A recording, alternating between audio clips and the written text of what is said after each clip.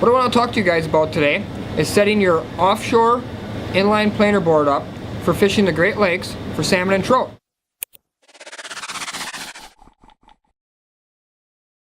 One of the things I'm most surprised about when I fish tournaments in other ports and even locally is still the amount of guys that are fighting their planer board when trying to land a fish.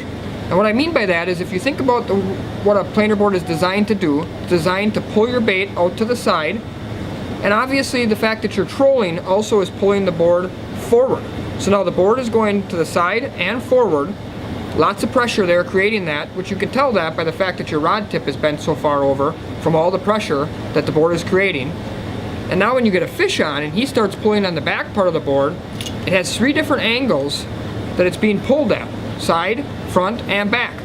This makes it really difficult to keep a constant pressure on the fish when you're fighting a fish, and if the fish starts to swim towards you, it's still very easy to feel the pressure of the board trying to pull to the side or to the front and not know that the fish is now ahead of the line a little bit and can get slack line and get off. So one of the things I've been doing for quite a few years now is using a release of some sort on the front that opens up and lets the line go free, so that the back release just hangs on the line and the board lays like this. This creates minimal amounts of pressure and allows you to keep good tension on the fish while fighting it to the boat. I'm going to show you how I got this rigged up. We have our offshore planer board, okay?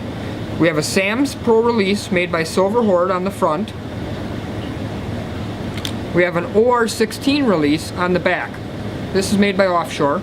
I use the OR16 release because it has a pin inside the jaw that helps keep the braided line in there. I'm going to demonstrate how to set this up. We got our 50-pound braided line, as you can see here. It's going out to the bait, out to the water, okay? And we're going to use this spool as going to be the rod, okay? Because you always want to take the line for the front release that goes from rod tip to the release. If you can see here on the Sam's Pro release, we got this circular nipple part here that we're going to wrap the line around 5 or 6 times, okay? So we're going to go ahead and wrap that around there 5 or 6 times, and then we close the jaw. Simple as that, okay? If you can see where my finger is right here, there's a screw right there. That screw is a tension screw, and it's very sensitive. The more you turn it and put it in, the tighter it will be and more pressure it will take to open up the jaw. The more you turn it out, the less pressure it will take to open up the jaw. And depending on if you're using this board for 5 colors of lead core or a 450 copper, the amount of pressure behind the board is much different. So you will want to set this appropriately, but it's very easy to do.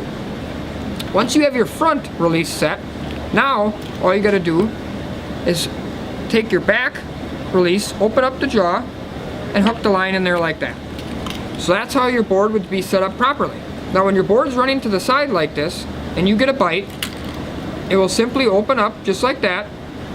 Now the line is free to the rod tip, and will basically allow the board to just hang like that in the water, creating very little pressure, and allowing you to reel it to your rod tip, or just short of your rod tip. Simply undo the OR16 release, and now whatever your leader length is you have out left, 450 feet of copper or 5 colors of lead core, it's just you and the fish. I'll show that one more time so we make sure everybody sees it, how to rig it up. So again, you take the line that goes from here to the rod tip, and we're going to use the spool as the rod, okay? Take that line, you wrap it around the nipple part here 5 or 6 times.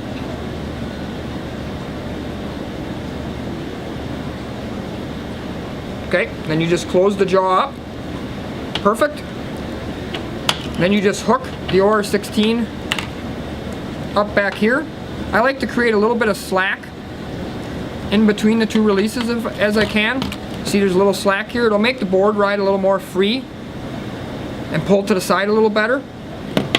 And again, when you get a bite, okay, it'll just simply open up the jaw like that. The front part will become free. The board will just hang nicely like that. And when it gets to the boat, all you got to do is simply open up the OR16, take the board off, and now it's just you and the fish. Check out more of our videos on www.anglersavenueproshop.com.